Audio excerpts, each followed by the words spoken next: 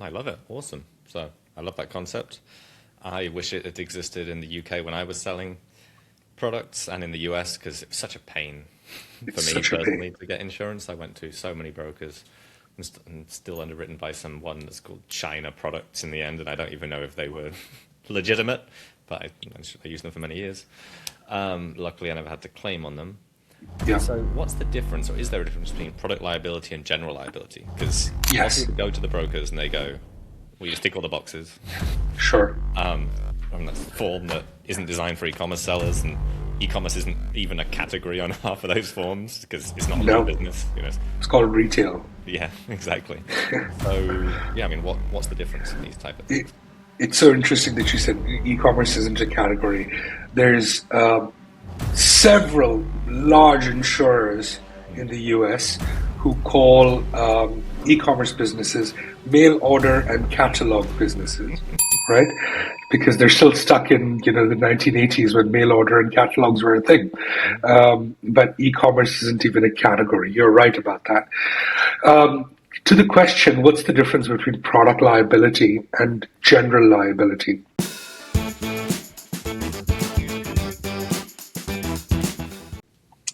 So, commercial general liability is kind of a blanket term for all of these consumer product liability businesses. But and even our product is called commercial general liability insurance, which is what Amazon requires. The distinction resides as to what is covered, right? So with us, we cover the risk of the product injuring somebody, destroying some property, or killing someone. We also cover some medical expenses, personal injury, things like that. Whatever can really impact your business is what's there. Yeah. What we don't cover, as I was saying earlier, are slips, trips, and falls in an office or a warehouse that you own and operate, or own or rent. We are able to cover damage to premises rented to you. But so if you do have an office, we're able to do that. But then we won't cover if you have a visitor come into your office. We don't cover that. And they trip and sorry, a visitor comes into your office and they trip and fall and injure themselves. That's something we don't cover. So that's designed. So commercial general liability, as the blanket term, has been designed mostly for retail stores, Yeah. right? Not specifically for e-commerce. So you're paying extra and substantially extra for coverage that you don't even need because that's not your business type. And most sellers, well, I've never met a seller who understood the distinction. I didn't understand the distinction until I got into insurance. Yeah. It's a big, big, big distinction, and therefore a big, big, big uplift in your premium. And that's that's the key distinction there. Yeah, no, it makes a lot of sense. And I suppose just because you said it, you got into insurance after being a seller. Why should Yes. somebody trust you, Assureful, to underwrite them rather than these huge companies like Chubb? Right? Chubb is the one that comes to Sure. mind, and they underwrote me in the past. So there's Chubb, there's Liberty Mutual, there's Next Insurance, which a lot of sellers go to, Yeah. the Hartford. The key distinction here, and something to note, is I mean, I've been a seller. I know I started my journey on Amazon in 2013, launched a supplements brand there, grew it, to 30 odd $1 million in about 5 years. Launched four other brands, including one which was off Amazon. Sold them, especially during the boom time. So I started selling brands in 2020. First one sold in October of 2020, and sold the rest in 2021 and 2022. So I understand the business. I think out of all the insurance providers, we're probably the only ones who understand e-commerce inside and out because we've lived it. Yeah. All my team have been former operators or apart from the insurance guys who've been insurance specialists all their lives. Yeah. But Chubb doesn't know what you're talking about when you say, that you have a shipment that's gone lost inbound. as an example, or you've been suspended on Amazon, or an ASIN has been delisted. They don't understand any of this. Neither does your broker, right, in most instances.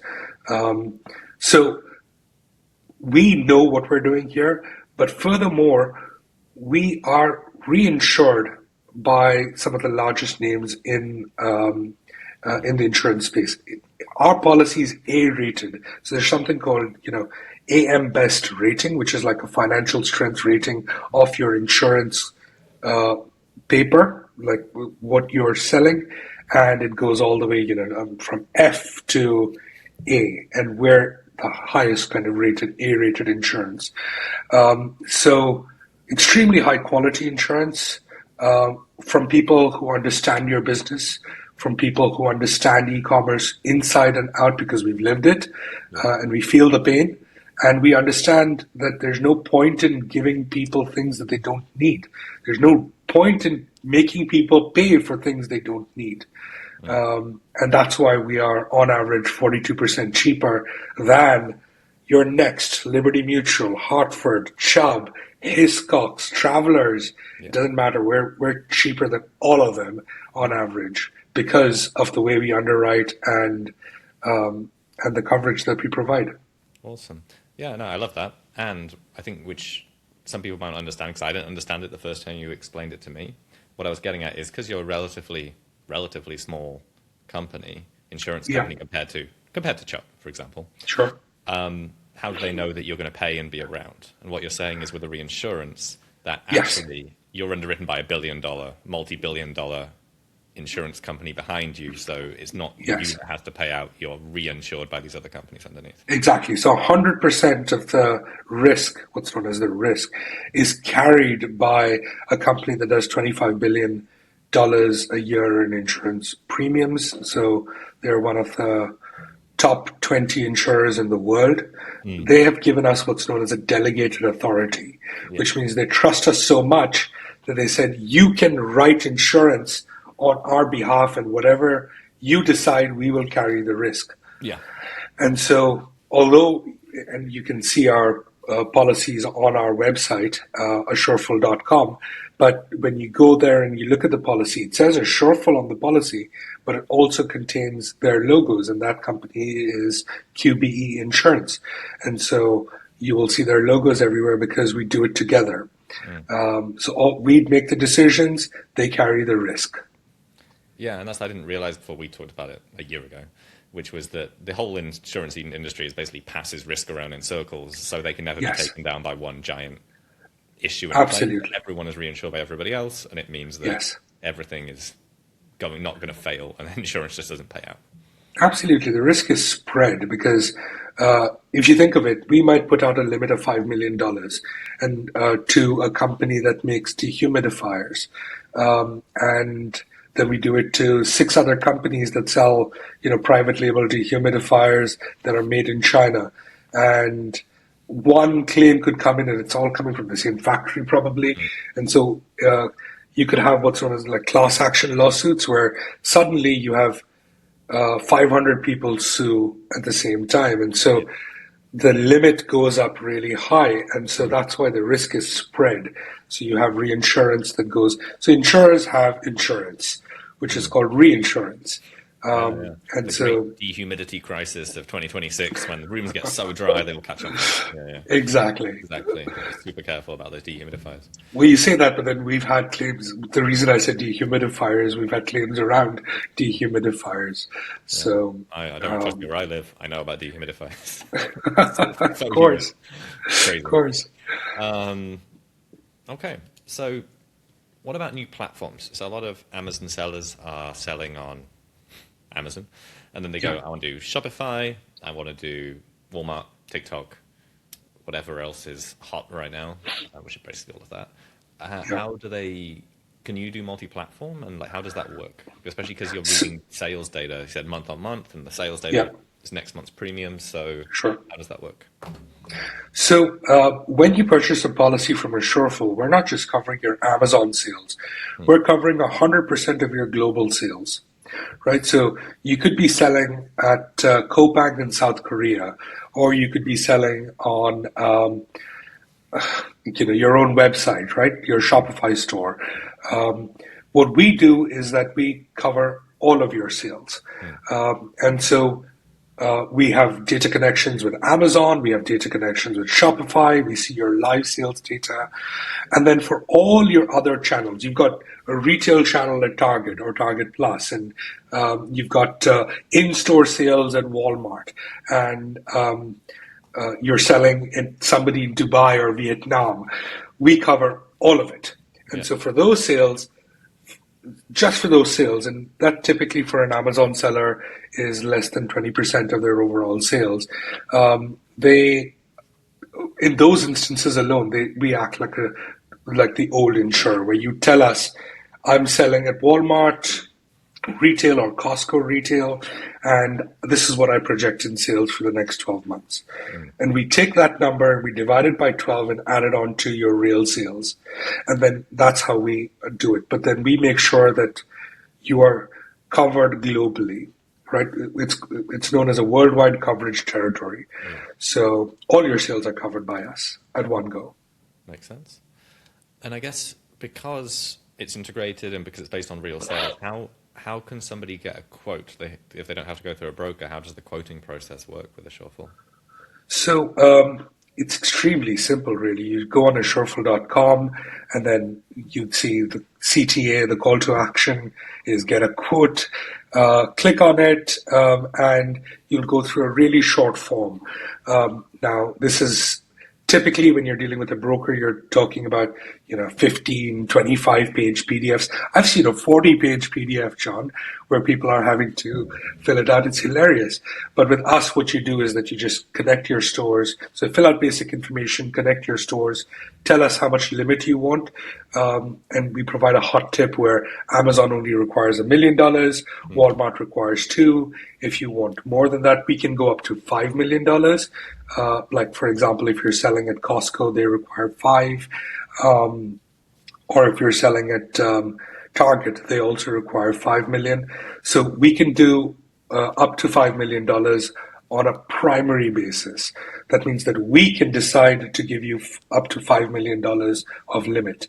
If you're selling somewhere like Home Depot that requires $8 million, we can also arrange the extra, what's known as an excess layer or an umbrella layer to sit on top of our primary policy. And we can do that for you separately as well. But it's really simple. Just go on Assureful.com /apply or Assureful.com and click get a quote. And it should take you 5 minutes. And hopefully, you should see a quote at the end of the process, or if it needs additional human underwriting based on the type of product that you do. Our response times are 24 hours. So within 24 hours, you should see a quote or a response from our underwriters. Awesome. Yeah, and I'd recommend doing that at any time, because I did it last time after our podcast and the price was great. So I'd put that on the reminder for when my last policy expired. I know. But John, you don't need to wait for it. If you have a U.S. insurance policy, there will be something, and you can search this on your existing insurance policy, which might say minimum earned premium, or MEP. Typically in the US, that's 25%. What does that mean? That means that if you were to buy an insurance policy today, the first 25% of the premium that you've paid is already earned by the insurer, which means even if you were to cancel tomorrow, you lose 25% of what you've already paid. What does that translate to in months? That means it's about 3 months. So after 3 months of you having purchased an insurance policy with somebody else, you can cancel it and get a refund. Most of our large e-commerce businesses cancel their policies and switch to us, what's known as midterm, which means that if they have a 12-month policy, in the 4th or the 5th or the 6th month, they cancel the other policy and come to us because they get a full refund on the unused period of time, as long as it is past the first 3 months. So you don't necessarily have to wait to for your renewal, which you probably forget. You could cancel your other one, and we can help you with that and take care of that for you as well. Oh, I love it. Yeah, it makes sense. Makes total sense. And then you say it's monthly. Does that mean you put it on credit card? Like, what's the best way? Can you get points? Yeah, you can. So you can put it on your credit card. Because it's natively monthly billed, a lot of our customers just, click, connect, forget, and then it just keeps rolling, and then you get your renewal notice, and it keeps rolling after that. So you're always covered. But yes, you can get points. How many points? It depends really, because it's so cheap that it may not be a lot of points for the vast majority. But some of our larger customers, they're getting a lot of points because, if you're selling $400 million in skincare products, which some of our insureds do, the premiums are relatively high, and therefore the points as well. Yeah, I wish I got points. I'm always jealous of my friends who get points. I have to spend with, what do you call them? Fiat points. US Sure. points. Sure. Cool. Awesome. So let's move on to the controversial take part of our podcast. I want to know what your controversial take is. So this is a controversial or debatable opinion related to Amazon or the e-commerce industry. And I know you've been a high-level seller for a long time, over a decade. So, yeah, what's your opinion? High-level seller for, I'd say, 5 years, 6 years. Yeah, and so so started at 2013. So you started in 2013, started selling in 2020. So Okay. close to a decade. You're right, John. I'm sorry. Oh, sorry, I'm aging you. Oh, yeah. 18 till I die. Well, controversial take. I'd say that Amazon sellers are no longer just marketplace sellers. They're regulated product businesses, whether they realize it or not. And for years, Amazon made it really easy to launch a brand, source a product, list it, start selling it. But the compliance burden is catching up. And, insurance, product safety, recalls, labeling, supply chain documentation, marketplace requirements, they're just as important as PPC, reviews, listing optimization, A+ content. And the controversial part is that I think many sellers are underestimating the shift. And in a market that, everyone's margins are being really compressed right now, and I'm sure you hear it all the time. But the next generation of successful e-commerce operators will not just be the best marketers, right? Because you need to be a great marketer. Yesterday you needed to be a great marketer, but today and going forward, the best e-commerce operators will be the ones that can prove that they can stay safe and compliant and insured and operationally resilient across all channels they sell on. And I think that's a huge fundamental shift in thought process that e-commerce sellers need, which a lot don't have. And those are the ones that will get pushed out of the marketplace because Amazon is looking now more for compliance. They get sued every day, as you can imagine, right? For product liability. Nearly every day they have, 5 to 10 lawsuits flying their way. And whenever that happens, they, let's say, for example, there's, a product, let's say these headphones. There's a product liability suit that is presented to Amazon. They will go into the headphones category and round up everybody and say, give us your certificate of insurance within the next 24 hours. And if you don't, suspensions. That's not just, a small thing, right? I mean, when you get suspended, that's your livelihood gone. I've heard of some of the claims we see are insane. And sellers don't realize it because a lot of them think, oh, my product is safe. I sell, a really innocuous product. And then the claims that you hear and you see, well, we see it nearly every day as well, is is wild, especially if you're selling in the US.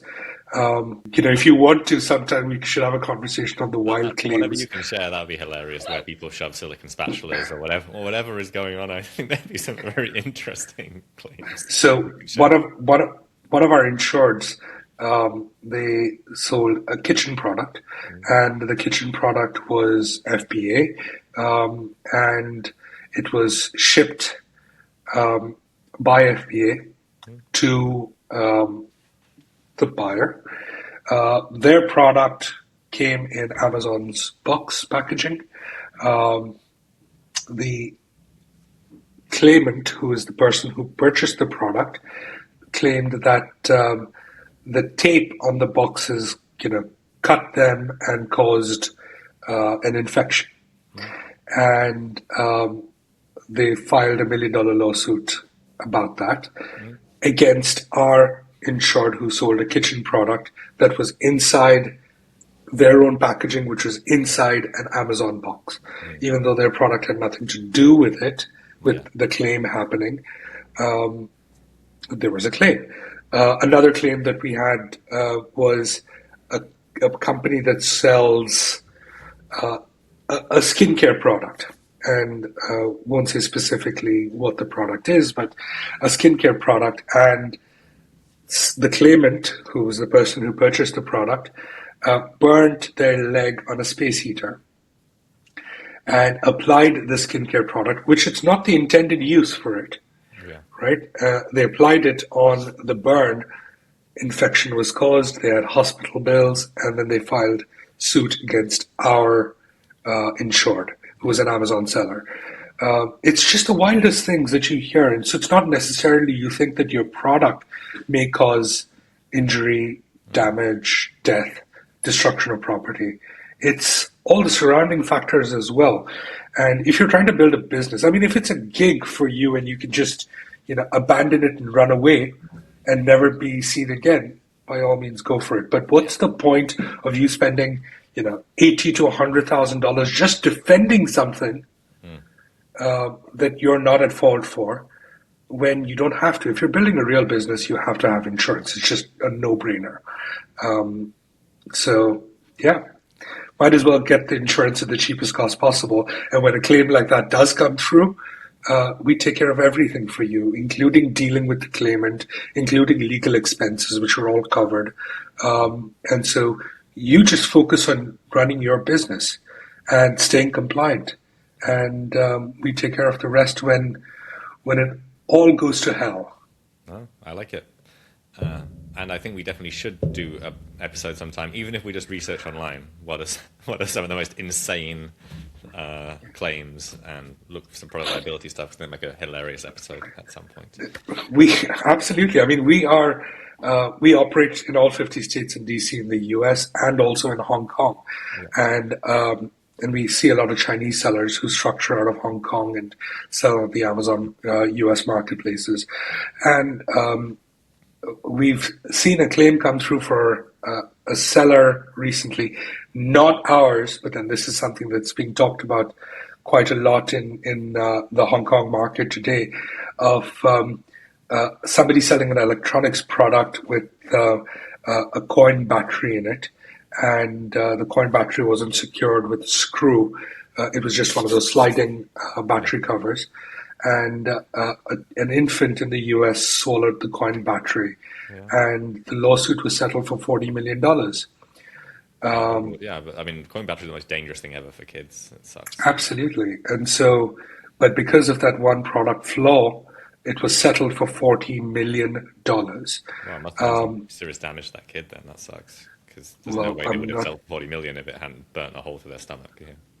Child is alive though, so that's lifetime of care, and it's really scary stuff. Yeah. And so it doesn't matter, you think that it's an innocuous product, bearing in mind that the electronics product wasn't a toy. Wow. It was an air conditioner remote control. Catch on the remote control. Yeah, I mean, Yes. we have a fan with a remote control, and yeah, it's got a coin cell, and you got this little thing you have to pinch, and I'm like, I reckon he could get that out if once he gets a bit stronger. Absolutely. Yeah, it's crazy. So, all right, so if anyone's, everyone is interested. So whoever wants to actually get a quote, which should be anyone who sells products, what's the best way to do it? What action should they take right now in order to get it done so that within the next 24 hours they have a quote and they can compare it to their current quote? The best way is go on Assureful.com and click Get a Quote. If you are used to dealing with your broker, go to your insurance broker and tell them that you want Assureful to insure you, and then they will contact us. And but the cheapest and fastest way to do it is go on Assureful.com. So that's ASSUREFUL.com and click Get a Quote. And on there you might see some of our other products as well, which might interest you, especially our new Lost Inbound Insurance product, which is focused at Amazon sellers to deal with the gap that has now arisen since Amazon's latest policy change. Cool. Yeah, go check it out. Even if you use a broker, I would suggest just integrating your account, because you're a proper service provider that you can just pull the sales data, give them an accurate quote, then they can always use a broker if they really want to. Yes. Data is held in extreme confidence. It's all segregated. We don't pull data that we don't need. And Amazon and Shopify have authorized us to connect to your stores. Do a bunch of security checks if anyone who pulls sales data, so I know that's fine. It's extremely hard. Extremely hard to get approval. Okay, awesome. Thank you so much, Rohit. Thank you again for being on board, coming on the podcast, and hopefully have you back soon to talk about some crazy insurance stories. Absolutely. Thanks for having me, John. I really appreciate it. See you later. And to anyone watching and listening, go take action. If you enjoyed this episode, rate it. Who would have thought an insurance episode would be so interesting? If you want to follow along, make sure you follow the podcast, get us up the rankings, and see you again next week.